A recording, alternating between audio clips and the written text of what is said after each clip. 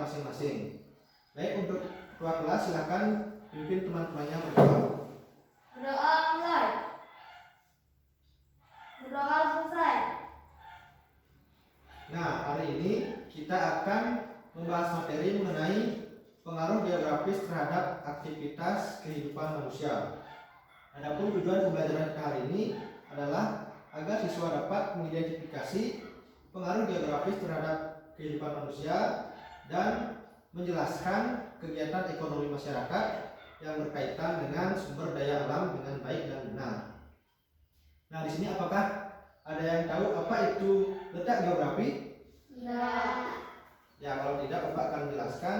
Letak geografi merupakan letak suatu wilayah berdasarkan posisinya terhadap wilayah yang lain.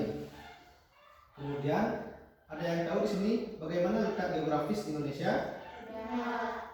Nah, letak geografis di Indonesia adalah Indonesia terbagi menjadi dua benua, yaitu benua Asia dan benua Australia. Benua Asia terletak di sebelah utara dan benua Australia terletak di sebelah selatan.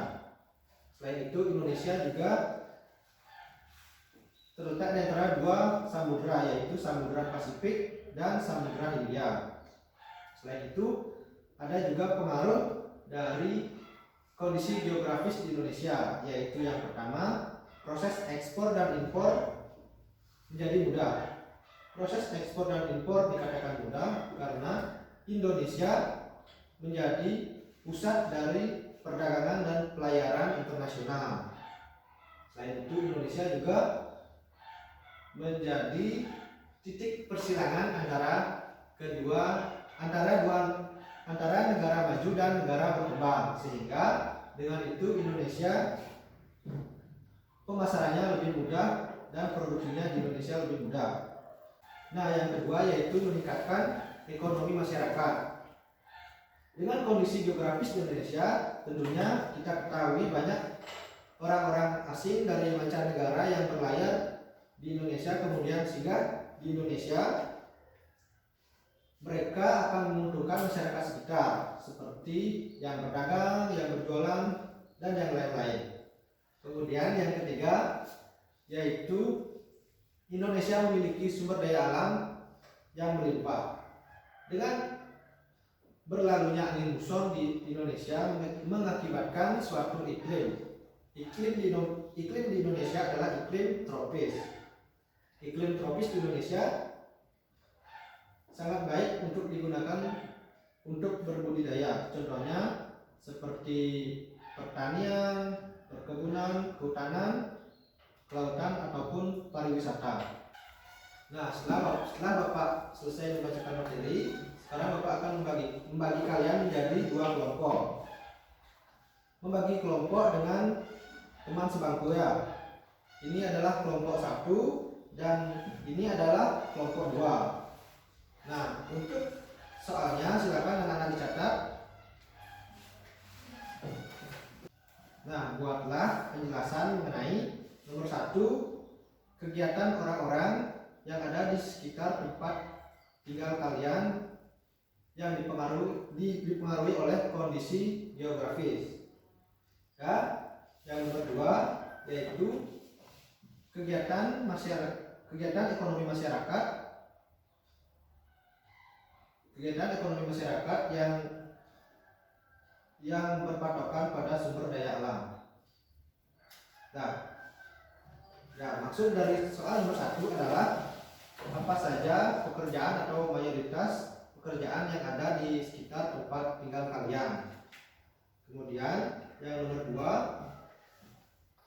2, apa saja pekerjaan dari masyarakat yang tinggal di daerah dataran rendah, dataran tinggi, daerah pesisir laut ataupun yang di dataran tinggi.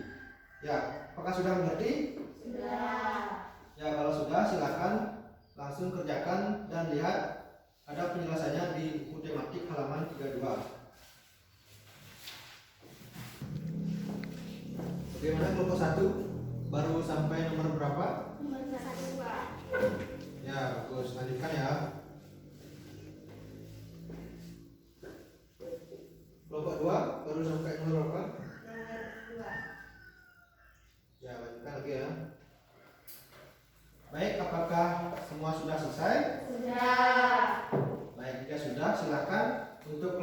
satu bisa presentasikan hasil kerjanya di depan kelas.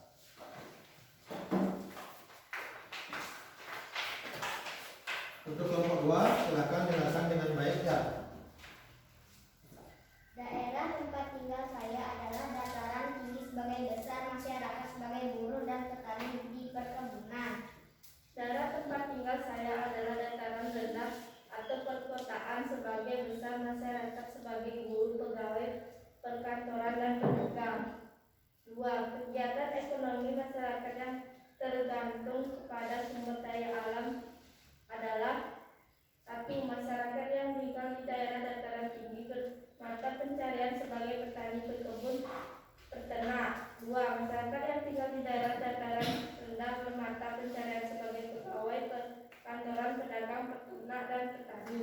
3. Masyarakat yang tinggal di daerah pesisir pantai bermata pencarian sebagai nelayan, pedagang ikan, dan penjaga pantai. 4. Masyarakat yang tinggal di daerah pesisir sungai bermata pencarian sebagai pedagang, contohnya pasar apung, yaitu pasar Barito di Banjarmasin. Apakah sudah?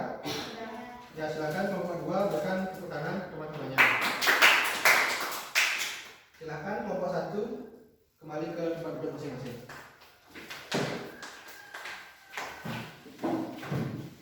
Nah, dari jawaban kelompok 1 sangat baik dan benar ya. Apakah di sini kalian ada yang belum mengerti dan ingin bertanya mengenai materi kita hari ini? Tidak. Ya, kalau tidak, Bapak akan akhiri pembelajaran pada pagi hari ini dengan mengucapkan Paramasanti. Om Santi Santi Om.